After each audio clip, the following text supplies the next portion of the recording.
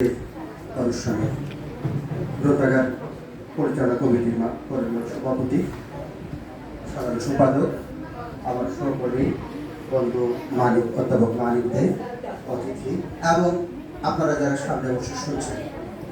আচ্ছা, আপনাদের উদ্দেশ্যে রবি নজরুলের একটা কবিতা দিয়ে শুরু। মূর্খরা সব শুনো, মানুষ এনেছে ধর্ম, ধর্ম আনেনি মানুষ কোনো।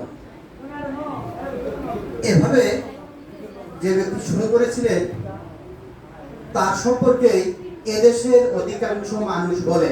আচ্ছা, আমরা আজকে যারা এখানে সমবেত হয়েছে, আমাদের সামনে ফেসবুকে বা কোনো আলোচনায় বা আড্ডায় কেউ যদি বলে যে রবীন্দ্রনাথ নোবেল পুরস্কার পেয়েছেন নজরুলের কবিতা চুরি করে, রবীন্দ্রনাথ একটা হিন্দু মেয়েকে নজরুলের সাথে বিয়ে দিয়েছিলেন, সেই মেয়েটা নজরুলের কবিতাগুলো চুরি করে নিয়ে রবীন্দ্রনাথকে দিত, আর রবীন্দ্রনাথ সেই কবিতা দিয়ে নোবেল পুরস্কার পেয়েছেন। এবার এই আলোচনা সভায়, এই আমাদের সাহিত্য আড্ডায় যারা এসেছে, তারা এর প্রতিবাদের জবাবটা কে দিতে পারবেন? আমাদের মানিক স্যারের আলোচনায় সূত্র আছে, কেউ কি পারবেন? রবীন্দ্রনাথ নাকি নোবেল পুরস্কার পেয়েছেন, ডাহা মিথ্যে কথা, কিন্তু আমরা শুনি, প্রতিবাদ করি না। জি স্যার, জি স্যার, ইয়েস স্যার বলে বলে যায়। রবীন্দ্রনাথে নোবেল পুরস্কার পেয়েছেন কোথা থেকে? নজরুলের কবিতা থেকে। নজরুলকে একটা হিন্দু মেয়ের সাথে বিয়ে দিয়ে ওই হিন্দু মেয়েটা কবিতাগুলো চুরি করে করে নিয়ে রবীন্দ্রনাথকে দিত, আর রবীন্দ্রনাথ নোবেল পুরস্কার পেয়ে গেছেন।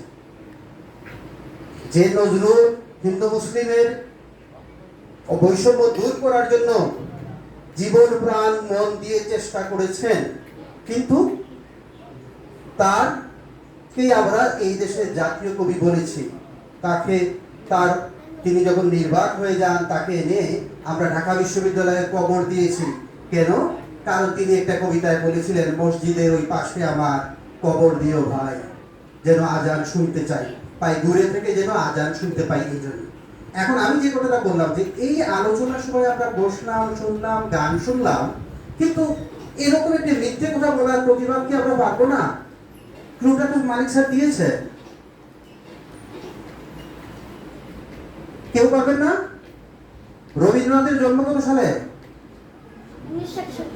1861। আর নজরুলের জন্ম 1899। তাহলে রবীন্দ্রনাথ নজরুল যখন জন্ম নিচ্ছেন, তখন রবীন্দ্রনাথ আমাদের মানিক স্যারের মতো বয়সের মানুষ নাকি? 40 আর কম? আচ্ছা আচ্ছা, কাছাকাছি 38 না ব্যবধান? হ্যাঁ। তো এই যে 38 বছরের ব্যবধানের, আচ্ছা এটা বাদ দিলাম, রবীন্দ্রনাথ বাংলা সাহিত্যকে পুরো পৃথিবীতে পরিচিত করে তুললেন। ভারতের অন্য কোনো সাহিত্য না, বাংলা সাহিত্য পৃথিবীতে চিনছে নোবেল পুরস্কার দিয়ে। কত সালে? 1913 সালে। তখন নজরুলের বয়স কত? নজরুলের বয়স 14 বছর। নজরুল 14 বছর বয়সে ক্লাস 7-এ পড়েন। এই যে এই গণিতের যে বিষয়টি, আমরা আমাদের দেশের অধিকাংশ মানুষ গণিত পড়তে ভয় পায়, অঙ্ক পড়তে ভয় পায়, সারা বছর প্রাইভেট পড়েও, অথচ সে বাংলা পড়ো, ইংরেজি পড়ুন, বাংলা সাহিত্য পড়তে গেলেও কবিতা লিখতে গণিত লাগে, ছন্দ লাগে।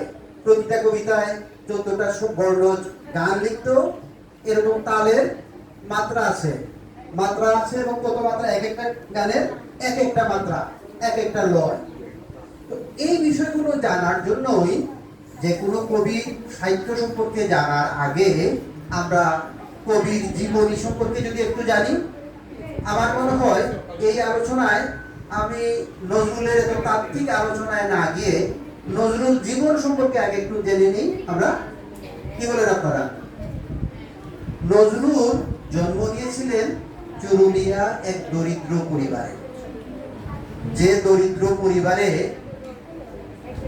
তার বাবা একটি মসজিদের মুয়াজ্জিন ছিলেন।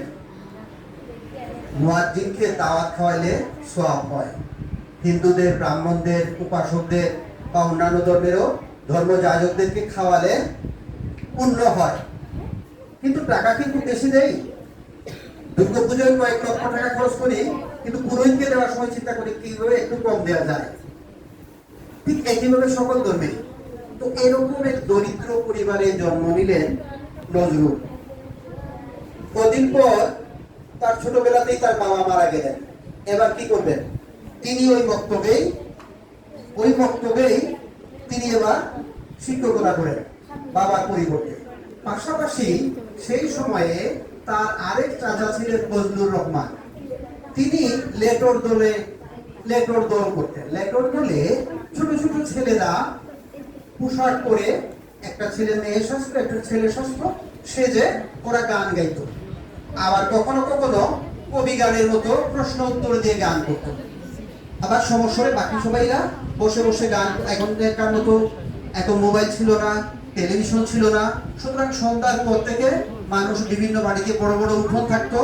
বাড়ির মধ্যে, বাড়ির মাঝখান থাকতো উঠোন, দুই পাশে ছিল সারি সারি ঘর। এবার ঘরের সামনে এবং সারা উঠোনে মানুষ বসে সারা রাত গান শুনতো।